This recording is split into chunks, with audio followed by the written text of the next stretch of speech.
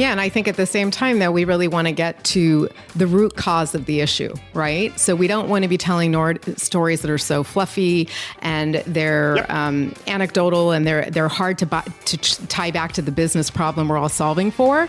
And that's where I think we've earned our street cred to say, we're going to help you still be able to humanize this and talk about the root issues, but do it in a really authentic and compelling way that brings yourself to life in the customer journey and buying cycle. Hi, friends. Welcome to the Sales Enablement Podcast. I'm your host, Andy Paul. That was Janine Kurnoff and Lee Lazarus. They are the co-founders of The Presentation Company and co-authors of a really cool book titled Everyday Business Storytelling: Create, Simplify, and Adapt a Visual Narrative for Any Audience. And in today's conversation from the archives of the Sales Enablement Podcast, we are talking about storytelling. Now, I loved reading Janine and Lee's book. They really have simplified the process of creating and telling a great story, and it's such a beautiful, visually compelling book as well, which you'd expect given the subtitle of the book. So Janine and Lee take us through some of the basics of storytelling. They share the 4 signposts or elements of a story: the setting, characters, conflict, and resolution, and we explore each of those. We also dive into the details of their why, what, how story structure, and why every single story needs a big idea. And I'm saying big idea in all caps. And we talk about the big stumbling block with storytelling and sales, which is who creates the stories that sellers need to tell. So we get into all of this and much, much more. But before we get to Janine and Lee, I want to remind you to subscribe to this podcast wherever you listen to it. And if you subscribe, we'd certainly appreciate it if you could leave us a review, give us your feedback about how we're doing. So thank you very much. All right, let's jump into it. Janine and Lee, welcome to the show. Thanks for having us. Hi, Andy. Hi. So this is a first for us, for me, and this show is over 920 episodes. First sister act. Wow. Yeah. We're honored. We're honored. Yeah. Well, you guys, the first test is, can you tell us apart with our voices? Try me. I'll close my eyes. Our parents still can't figure it out, so we'll see. We'll see by the end. You have to close your eyes, not look at us. Yeah, that's right. Yeah, I mean, so how'd you guys manage to end up working together? Yeah, we were crazy enough, right? That's what you really wanted to say, right, Andy? We were crazy enough to start a business together 20 years ago. This is now back in 2001. Lee and I were both in the Bay Area in Silicon Valley, where we grew up, and really just saw a void in the marketplace. I was at Yahoo, I was in sales training, and then later as an on-camera webcast host, and Lee was in marketing with market research firms. And we kind of saw the Frankendex, we use that term with love, right. These cobbled together presentations with no clear why, what, or how. And I think the light bulb went off. I think we had that entrepreneurial bug and we realized, not a lot of salespeople in particular are getting support and training and awareness around how do you communicate a story and how do you do that ultimately visually in a way that is humanizing your product, your solution, and creates a two-way dialogue. So we kind of knew early on, we're onto something. And fast forward to today,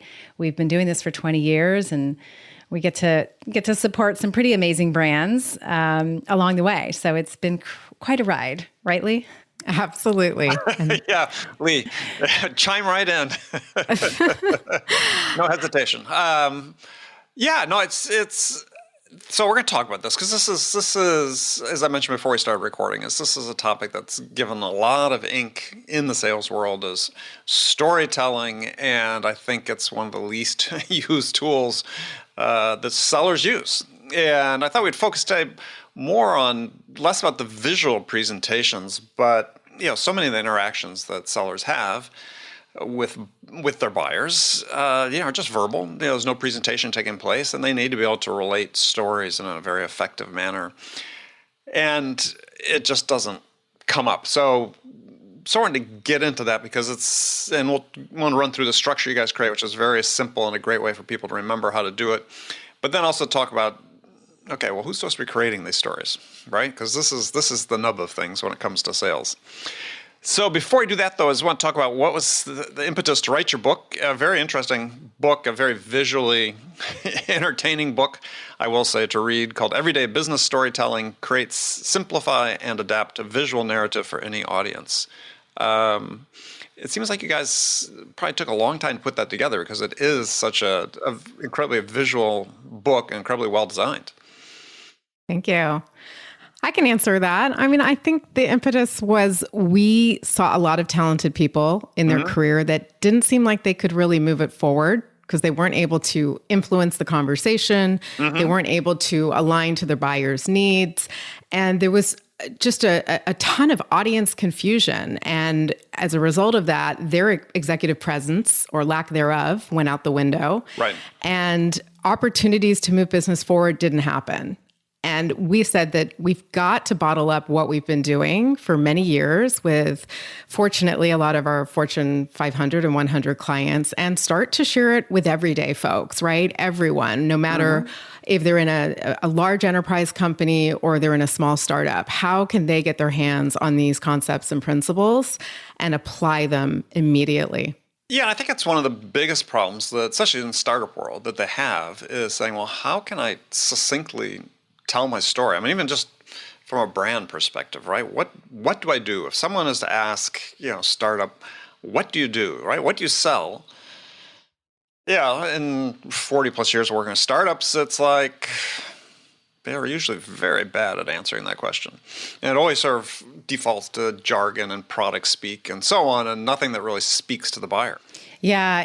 When in the book, as you know, Everyday Business Storytelling, Andy, we introduce a very simple, repeatable, practical framework because we don't want a 10-step process. Salespeople don't need a 10-step process, right? That's when they opt out and they say, forget it. So it's a really simple framework and it doesn't start with you, right? It starts with your audience. It starts with what's going on in their world. What do they care about? Who do they care about? What challenges are they facing? And I know that seems so simple to us as we talk here, but so many of us, salespeople or really anyone in the business world, we get really excited to talk about ourselves. And salespeople are, notorious for this, right? They want to jump in and they want to talk about their solutions, their products, right? Because they're thinking, I don't have a lot of time. I got to get right to it. And we see this in all the emails. I mean, how many emails do you get a day? Like bombarded. Oh, it's so annoying. Like they start with them. They don't start with the customer and their needs. And so I think that's the first step one is like, let's really walk in our audience's shoes and make sure we're clear about what matters to them. And then from there, you can build a story with some simple signposts. Right. But you can actually lead with the story sometimes as well, though, right? I mean, this is... Absolutely. And I think that's a really good distinction because our book, which we call Everyday Business Storytelling, is for people in business, again, whether working for a large company or really on their own even. How do you use storytelling in your everyday? And I don't mean the TED Talks, because most of us aren't doing TED Talks every day. We're showing up to meetings and we're delivering, updates and campaign updates or whatever. It's just not the sexy stuff as always, right? It's not the high gloss. It's sometimes just the everyday, the email, the one pager, the 3 slides that your boss needs. And so we wrote this book for everyday people in business that whether they have to get up and have a conversation and lead a conversation, but use a narrative structure to organize their ideas and maybe even their data, and or it's full-fledged a presentation. So for us, telling a personal story or sharing a story verbally is a fantastic way to integrate storytelling into your everyday business, but it's not the only way. And I think that's really important for us because I think a lot of us think storytelling is get up and tell a story. Well, it is. And I think that's one thing that holds sellers back is they think, okay, God, I've got to memorize these stories, right? I've got to have this repertoire of stories that, for discovery, this is my discovery story. This is my quality. And it's like, yeah, that's why they don't get used because they think it's something they have to memorize. I think they also end up kind of parroting the talk track, right? Which is a very dangerous place to be. And we don't want, the same playbook over and over again. And so I think this is a tool to be able to take all that sales methodology training that they've been exposed to and start to really humanize it and choreograph it in a way that brings out those key insights into a narrative format that anyone can do. And even if you are given all those great assets from sales enablement, you're still able to ultimately flex it, right? Because we always say storytelling is not a one size fits all. And I think this is where we get into trouble as sales folks. And so what can we do to help them be able to flex that narrative depending on whatever scenario they face? And that could be a situation around, don't show up with any slides. You thought you had 30 minutes, you now have 5, or you're walking into a room with diverse audience teams that have very competing, desired outcomes of your solution. Yeah, no, I think that the basic structure you laid out is one that, and we'll get into this because I think it actually reflects something that a lot of sellers do sort of reflexively in terms of the way they should be looking at interacting with the prospect, and don't. And I think part of it is to the point you just made, Lee, which was that, yeah, it's harder these days because increasingly sellers are being forced, and this is my opinion, that not everyone in the world shares, but is that are being forced to comply with a certain method. This is the way we do it. These are the stories we use. These are the talk tracks we use that don't reflect the strength of the individual, right? Or the inclinations of the individual and how they might best relate to another person. And I think stories are a good way to demonstrate that individuality, to express your autonomy and express the best version of yourself in front of the prospect. Yeah. And I think at the same time, though, we really want to get to the root cause of the issue, right? So we don't want to be telling stories that are so fluffy and they're anecdotal and they're hard to tie back to the business problem we're all solving for. And that's where I think we've earned our street cred to say, we're going to help you still be able to humanize this and talk about the root issues, but do it in a really authentic and compelling way that brings yourself to life in the customer journey and buying cycle. Right. Well, so let's go through sort of your basic signposts. You talk about 4 signposts for creating a story. Either one of you can lead with that. We've got setting, characters, conflict resolution. This is storytelling format that's everyday entertainment we consume is built around this format. So it's part of the reason it's so natural for us. It is. And that's what I love about it. Like I said, it's just really repeatable and practical. So 4 basic pillars: setting, characters, conflict, resolution. Do you know which signpost most salespeople start with, Andy? What do you think? Take a wild guess. Resolution, yes. I love that we ask this question all the time when we deliver our trainings. We're like, where do you think most salespeople start? They're like, guilty, right? Why? We jump to the resolution because it's the kind of the solution, the product, and we don't give our audience a reason to care. So I'll add another reason to that is this gets back to sales training. Is the sales training? I think the difference between storytelling and sort of run-of-the-mill selling is the run-of-the-mill selling these days, not these days, but pretty much forever. Sales training has been based on, look, your job is to persuade somebody to buy your product. Thus, there's only really one solution possible, and so I'm going to use persuasion as a hammer to convince you that you need to buy this. So why not just skip to the resolution? Because there's only one resolution, that's it. Whereas instead, through storytelling, and my belief is my next book will be all about this, is we're really trying to influence the choices and trade-offs that the customers make.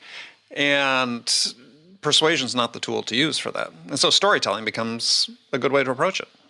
I love everything you just said. I know. I was hoping you were going to say influence when you're like, storytelling helps you influence the conversation. It's not pushing. It's guiding. And align. Right. Mm-hmm. And align, right? And I think this is where Janine's going to go in a minute, but this concept of this big idea that ultimately does help you differentiate yourself from the competition, but it does it at a very strategic level. Yeah. Yeah. So, and I'm going to tag team on that, Lee, because so we've got these 4 signposts, right, Andy? And it's in the book. We spell it out really simply. And to me, it's like giving people a common language. It's letting them learn how to speak a new language, right? It's called story. And if we all talk the same language, especially as we work and collaborate with teams, it makes it a heck of a lot easier to put together narratives and iterate and collaborate with others. So we take those 4 signposts, but we kind of layer on because when you introduce conflict, which is the 3rd signpost, and by the way, the first 3 can go in any order, and they can be verbal, they can be visual. When you introduce conflict in any narrative, it creates tension in the room, right? The virtual room, the physical room, or the phone. Your audience, all of a sudden, your customer's like, okay, hold the phone. You've just disrupted what I know to be true. You've just killed my status quo, right? We say conflict is a status quo killer, but that's actually a healthy thing. It's a good thing. It's an essential ingredient in storytelling. But with conflict comes discomfort. And so to get your audience from discomfort to, okay, I'm with you, I'm going to breathe again, we need what we call a mental bridge. And that bridge is your big idea. And we call it the what of your story, the one thing that you want your audience to know or do. And then once you've got that big idea, home run, get into the resolution, roll out the red carpet, talk about your products and solution. Yeah, and this relates to sales so well. Just as hopefully you'll bear with us on this, because you think about the way I think about sales is sort of a simple gap analysis, right? Where are we today? What do we want to accomplish? Where do we want to be? What are the challenges standing in the way of getting from where we are to where we want to be? And how are we going to get there, right? So that's context, characters. Conflict is the challenges, the internal barriers. The big idea is how we get there. The resolution is what's the value we're receiving from your solution. It just maps, right? And this is a conversation that I talk about with sellers all the time. This is how you approach this question, because the big idea, which is this bridge between, let's say, conflict and resolution, you called it one thing. And this is how I teach discovery to people, is that every customer always has one thing. I say selling is about listening to understand what's the most important thing to the buyer and helping them get it. And the story becomes the story of how you help them get it, right? So you have to identify that one thing if you're going to do a good job of discovery. So I love this just sort of simple layout, setting, characters, conflict, bridge, resolution. That's how you should sell. And can I just add, sorry, Lee, I didn't mean to cut you off here, but a lot of times people think, all right, so I just need a big idea. I'll sit down and come up with some big idea. It's not that, there's a process to it. And I always say you can't write your big idea or even come up with your big idea unless you're really clear on the conflict of your story. Yeah. And you get that conflict by digging in deep to find out what does your audience care about, what are they going through, what challenges. So these signposts are very interconnected, and I think that is a real unlock for people. Yeah, well, that's why I think it dovetails nicely with what I talk about. It's just there's always one thing, right? And your job is to find out what that most important thing is and help the buyer get that. Now, there's a process they go through that somewhat maps to some of the other things you talked about in the book is and this is a problem with sellers, is they want to sell before they understand. And you can't tell a story that's going to resonate with the buyer if you don't truly understand what it is they're trying to achieve. So this part of understanding, and to your point about just digging deep, making sure you really have defined what the problem is the buyer is trying to solve, and make sure you fully understand it, then you can start crafting that story. I could not agree more. And I think this is why we always go back to let's really unpack the root cause, right, of the issue. And then through storytelling, we're given the tools to frame it up in a compelling manner. Right. We're connecting the dots, because I think a lot of these methodologies, which are fabulous, and we, partner with many clients that have already invested in those methodologies and then bring us in. We're coming in to help frame up the conversation, right? We're the communication part now, where really this becomes more of a seamless conversation that can be had with or without visuals, but we avoid the derailment, we avoid the getting off track and maybe some of the challenging questions, because we've thought through the process from point A all the way to point C. Well, it brings up an interesting point, because it's one that I advocate for, which is that at heart, there's really just one story you need to be able to tell the buyer, and that's their story, right? And I get a lot of pushback from other people who've written books about stories when I say that, because they're like, oh no, we've got 7 different stories we're supposed to be able to tell, and it's like, not really. The buyer only cares about themselves. So telling their story is the one I call the vision of success. They want to hear that vision of success story. Absolutely. And I think it takes a great salesperson to, again, step back, get in their audience's shoes, and stop thinking about the products, right, first, and start thinking about, again, what is this gap in knowledge that I need to solve for? What do I have to serve up? And what do I need to humanize, right? Because if we're going to come across like we're parroting things, that's not going to be as valuable to somebody as somebody that's really thought through this process. So again, that's where if you've taken the time and you've got the tools in your toolkit to be able to bring this to life, both verbally and visually, it's like this magic bullet that people can have in their back pocket. Well, let's talk about this and tell us what your clients are doing. As we sort of addressed this a little bit earlier. So who creates these stories? Right? Today, in today's sales environment, basically everything's sort of handed to the sellers. Right? They've got talk tracks, they've got scripted questions to ask, got all this content they can provide, which, they provide without context. So I believe most of it has limited value.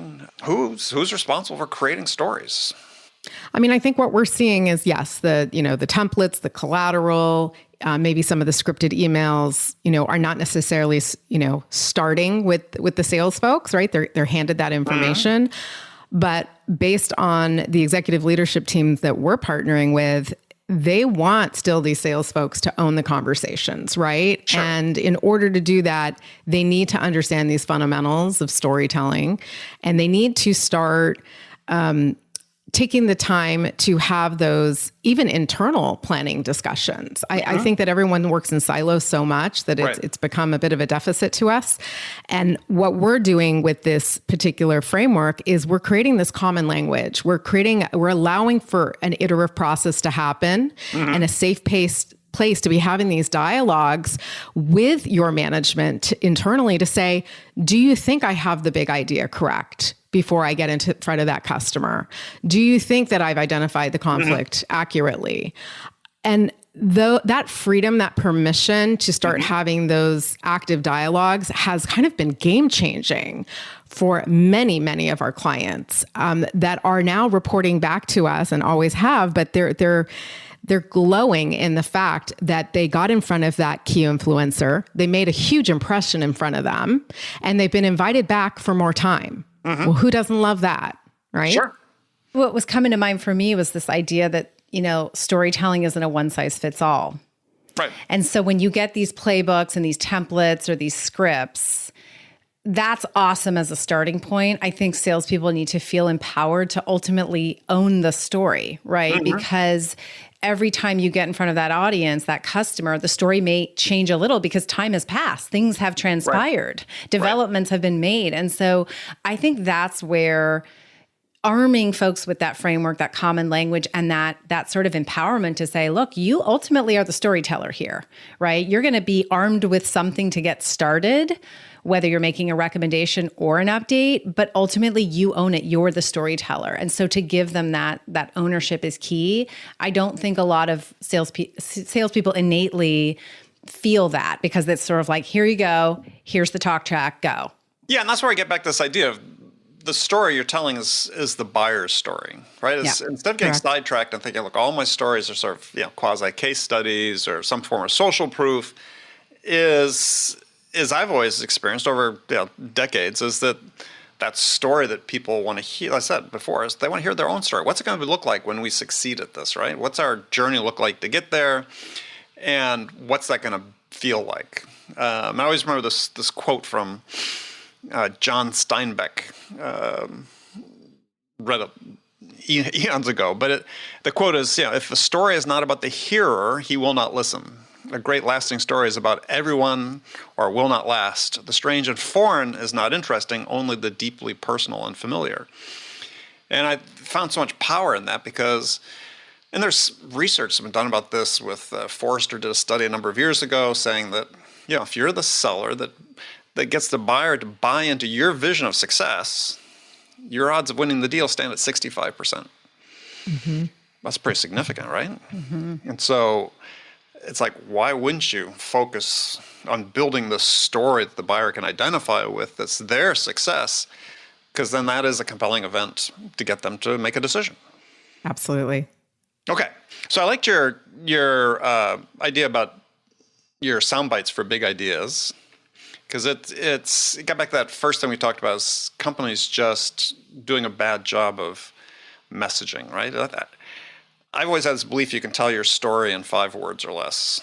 Yeah. And not only say what you do, but the benefit that somebody gets from it. And I ran a contest last year on LinkedIn where I asked people to come in and tell me what they sold in 5 words or less using that framework. And we had hundreds of entries from around the world, but the people who got it really got it, right? It was no buzz speak. And I found that's sort of story. I guess the storytelling for me in its simplest form is everyday sellers get asked, what do you do? And they don't know how to answer it. I think you just hit on something. It's just using everyday language. I mean, that's the first thing. And I mean, it seems so intuitive to us here in this conversation, but I can't tell you how many times, because we deliver workshops, right? So people struggle to write their big idea. They come up with all the jargon. Right. They can't help but talk about themselves. And a big idea is designed to be just that, big, visionary, inspiring, a preview, not the meat and potatoes. It's not the movie, it's the trailer. What you were talking about also is a soundbite option, which we really subscribe to. And the idea is it can't be forced. But if you just had to step away, not look at anything, and just in your true heart and gut, how would you express your big idea? That's the soundbite option. That it's very almost casual, colloquial, but not slang, and very conversational. It's what you're going to leave them with as you walk out the room, and it's just this resonating big message. So it takes practice. I'm not going to lie. A lot of times when you sit down to write your big idea or your soundbite version of the big idea, it takes some iteration, and some people are really good at it. Yeah. And that's what I love about the collaboration piece that happens if you have a culture of storytelling in organizations, because all of a sudden it's like, hey, Andy, can I get 5 minutes?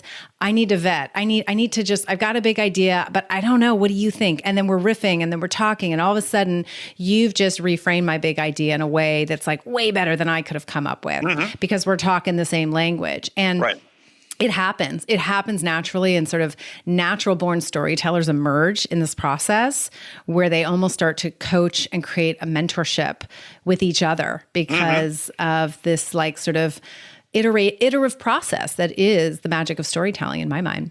Yeah.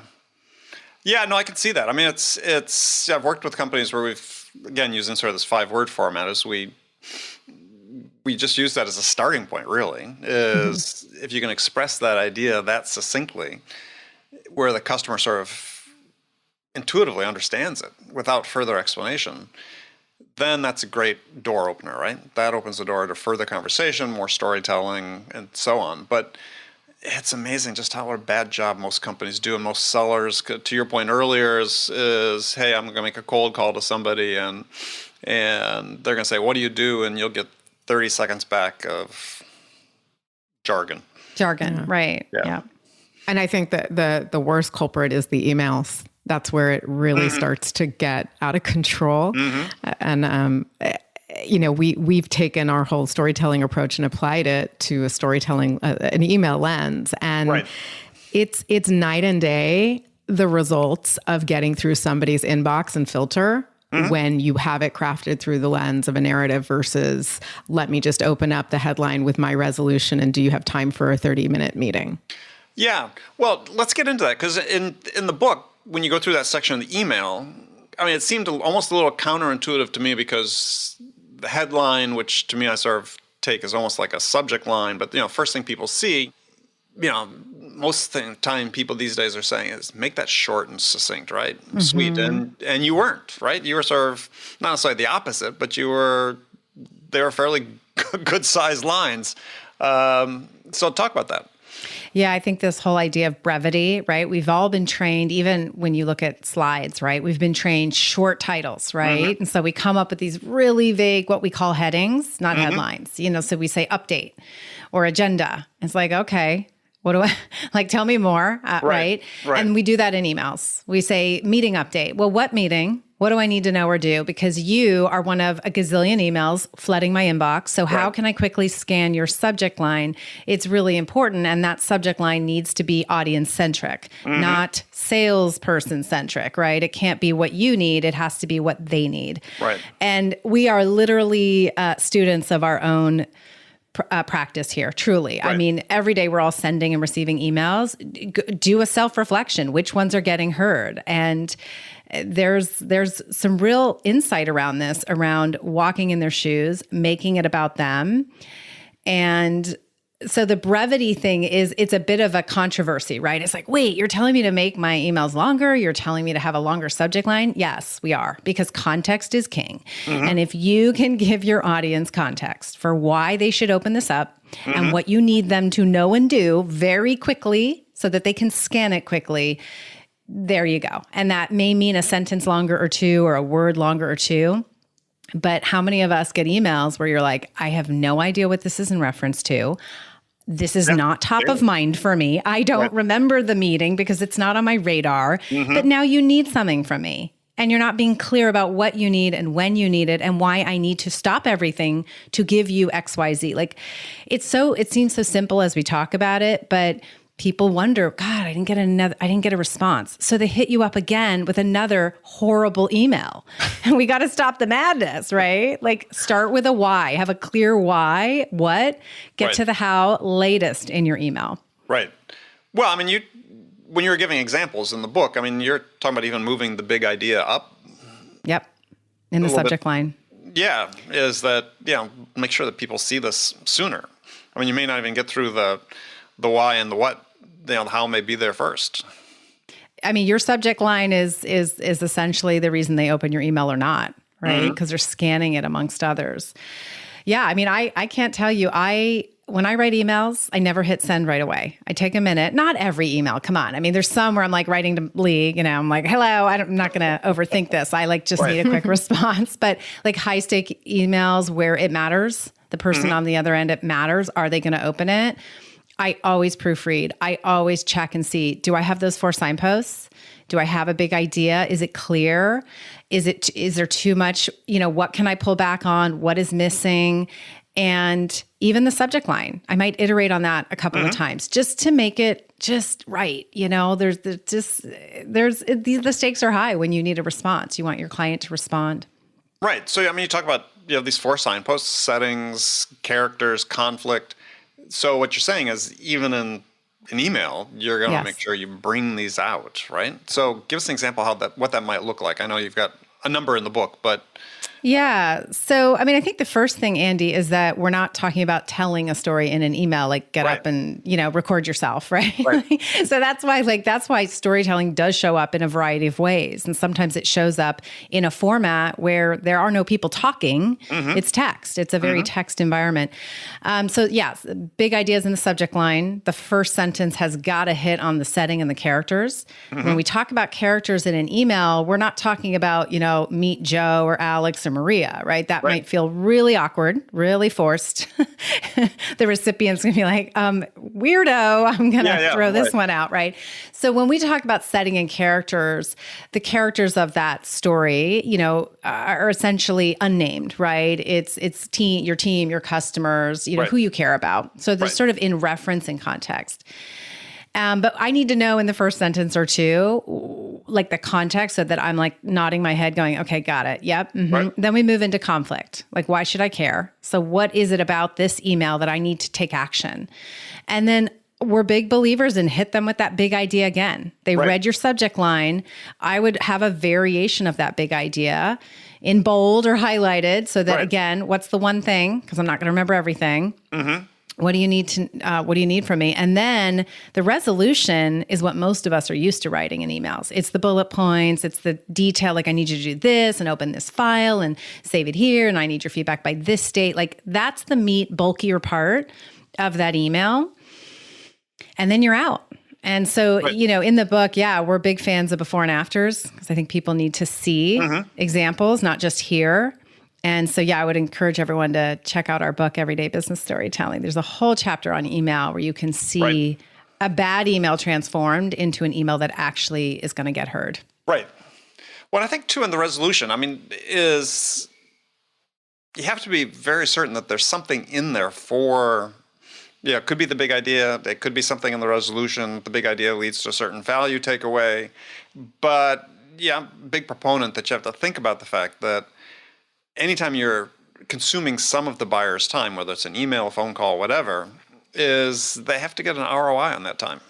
Mm-hmm. So that ROI is in the form of, as a result of having invested time in you, I'm now, some measure closer to making a decision than I was before.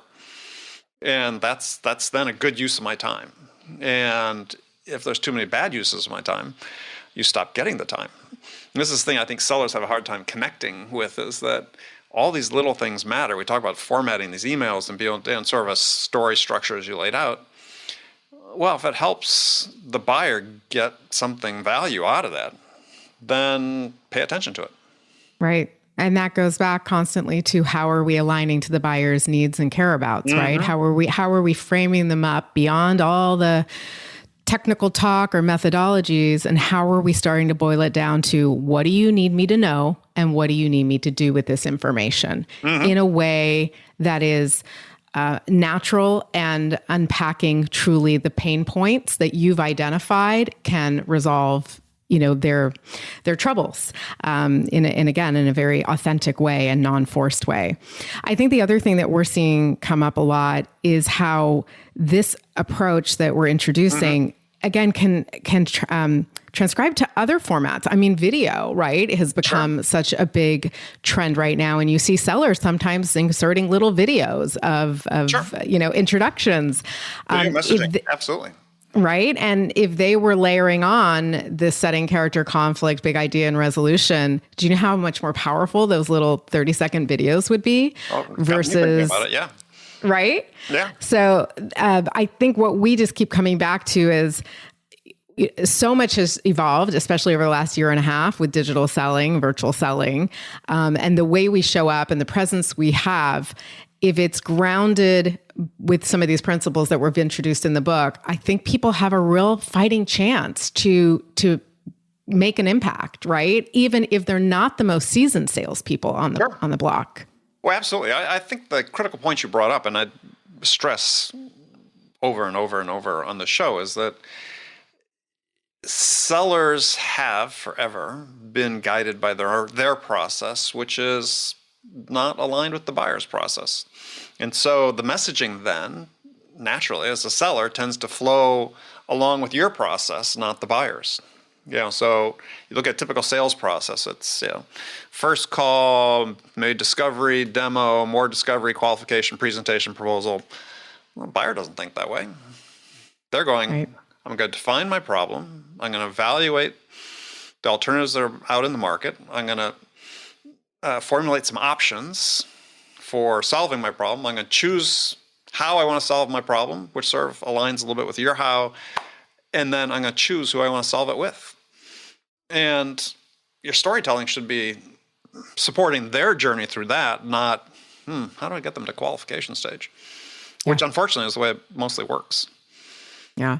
And I think that's why a lot of these folks that, again, have invested in these methodologies are starting to really value kind of this 1-2 punch of let's take the methodology, but let's package it up with some storytelling fundamentals and even some visualization concepts, right? Because if I'm going to weave data into my story, then number one, where does that data live? Right. And then how do I unpack that data in a way that it's digestible and consumable and isn't just fire hosing my audience because I am on a mission to get all these facts out in the first 3 minutes to make an impression of why, again, my solution is more valuable. Right. So if we look back at, again, the approach that we introduce in the book, this is about, yes, understand where the insights live and let's choreograph them in the right stages of telling a narrative, but let's also find out where that data, that supporting evidence goes and those insights so that we don't just overwhelm our audience too quickly.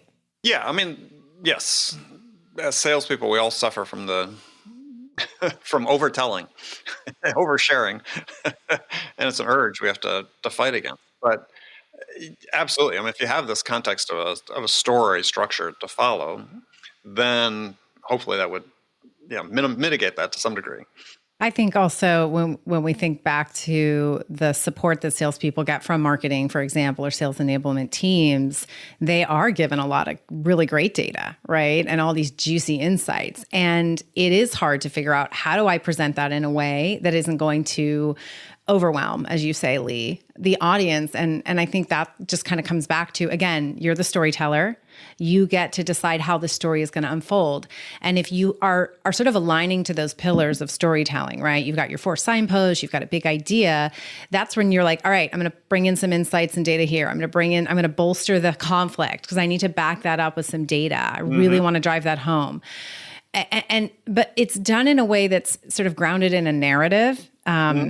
And so you're sort of taking the story, but wrapping it in data. And that's the magic, And there's an interesting stat that says we're 22 times more likely if we take our facts and wrap it in a story. Well, it's like, hello, you get to have your cake and eat it too. So data is good, but it needs to be wrapped in a story. Otherwise, it's going to be a data dump. And that's what we see a lot of folks doing. And then they're like, why didn't my presentation go well? Why didn't my conversation go well? I had all my data. It's like, did you frame it up in a narrative, or did you just hit them with a lot of metrics? We're human at the end of the day, right? We can't remember all the facts. It's a lot. Right. Well, it gets back to the point that I made before, and this is, I think for storytelling to become really effective, is there's other behaviors sellers have to learn first, which is this idea of what I call understanding. Is what sellers want to do, because they're so scripted these days, and for the most part, is they see themselves as collectors of information, and they say, oh, I've got all this information, but they don't understand, right? And there's a huge gap there between knowing and understanding.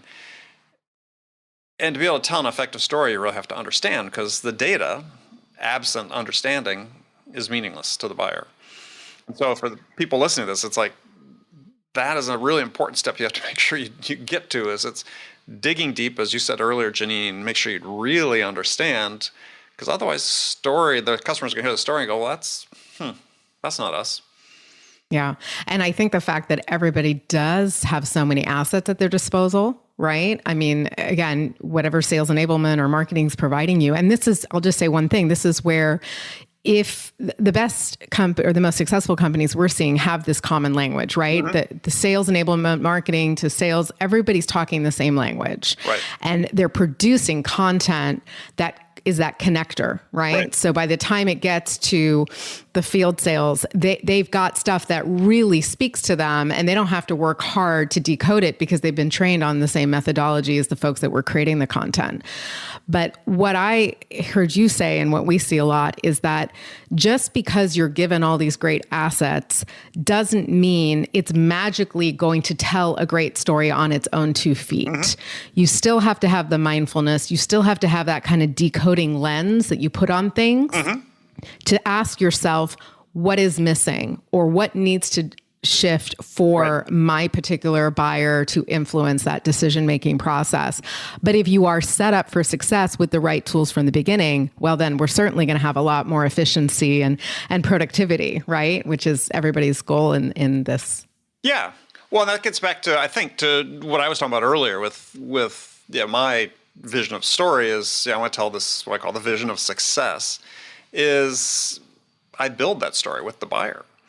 Right, it's a story that evolves to a point Janine made earlier, because the buyer is evolving as they're going through the buying process. So it's not, I need 20 stories, or it's not like it's a finished story day one. Is part of their process is building a story. Yeah, we call it story building sometimes, not storytelling. Storytelling's part 2, right? Yeah, story building is actually harder. And it takes time, it takes discovery, it takes putting that detective hat on and really digging in to understand what your audience cares about. And then you got to build the story. The last piece is telling it, but we use the word storytelling as if it's like magically going to appear, the story, right? There's some work to be done to uncover that story. Yeah, it is making me think as I was reading the book, I was like, okay, so what's worse or what's better? A mediocre story well told, or a better story told poorly?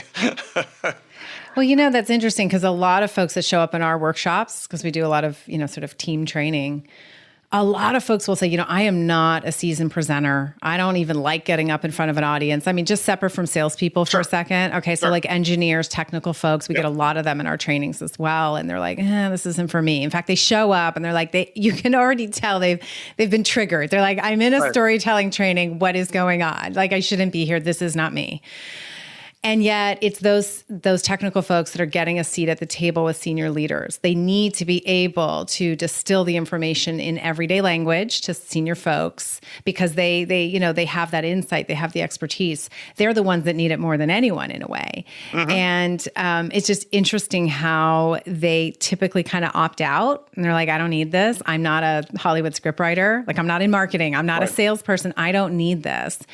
And we see the transformation happen where you get like a very shy or insecure speaker, presenter, but they apply the framework, they work on their headlines, and those headlines, which are really tied to your signposts, all of a sudden they're sort of creating this narrative flow that they worked hard on offline. Not in front of their customer, not in front of their audience, but offline, and saying, if I just had to tell this story right now with no slides, would I have flow? Am I passing the baton from my setting to my characters to my conflict, big idea and resolution? If I can say yes to that, all of a sudden it's like the light bulb goes off, and these folks that maybe were not maybe as confident speakers, presenters, they all of a sudden shine because the narrative now becomes in the spotlight, not them as the speaker, right? And I think that's really exciting to see that behavior change. Well, I think what goes along with that is understanding the mission behind the story, right? So. Yeah, I've sort of made a career out of converting engineers into sellers. And they said, well, I can't sell. And I said, oh, it's good because that's not the job. The job is to solve problems. Oh, well, I can do that. That's what I do. Yeah. Perfect. So now if we tell stories in the context of solving problems, it becomes easier for them. Absolutely. And it just creates more authenticity, right? And ultimately, people want to do business with people they care about and like, right? And so, as you said, and just all of those little touch points along the way with that buyer, you're showing up authentically, you're showing up with a story, and it's just whether it's an email, it's a conversation, it's, hey, let me send over 2 slides or a playbook or whatever it is. Right. You start to build this sort of overarching experience that says, I'm a real human. I'm going to humanize the story I want to tell, and I'm going to help you understand your challenges and how we can solution those, and just ultimately kind of creating more of a two-way dialogue, which I think it can be very scary for a lot of us, but it's so empowering, and storytelling can help you create that two-way and really meet your audience where they're at, not where you think they're at, but really where they're at. Great. All right. Well, unfortunately, we've run out of time, but it's been fantastic. We'll have to have you back. We'll talk more about the book and building stories. So if people want to learn more about what you're doing or connect with you, what's the best way to do that? Lee, I'll let you take that one. She's the big sis. Oh, thank you. They should definitely go to our website, presentation-company.com, and they can access information about all our workshops. And actually, just this week, we went live with an open enrollment, on-demand, self-paced version of the book, essentially. Nice. So folks can actually get a hold of all these concepts that we've just talked about today and take them individually. Very nice. All right. Yeah. And I presume you're on LinkedIn as well? Absolutely. We're on LinkedIn. Our book, Everyday Business Storytelling's on Amazon. So we are out there in the world. You can find us. You can also go to everydaybusinessstorytelling.com to find more about our book. Okay. Thank you, Andy. As I said earlier, it's a very well-designed book, easy to consume. Thank you. Encourage people to pick it up, and we'll look forward to talking again. Thank you so much. We would love that. Thank you. Okay, friends, that's it for this episode. First of all, I want to thank you for taking the time to listen. I'm so grateful for your support of this show. And I want to thank my guests, Janine Kurnoff and Lee Lazarus, for sharing their expertise with us today. If you enjoyed this episode, please subscribe to this podcast, Sales Enablement with Andy Paul, on iTunes, Spotify, or wherever you listen to podcasts. And thank you so much for investing your time with me today. Until next time, I'm your host, Andy Paul. Good selling, everyone.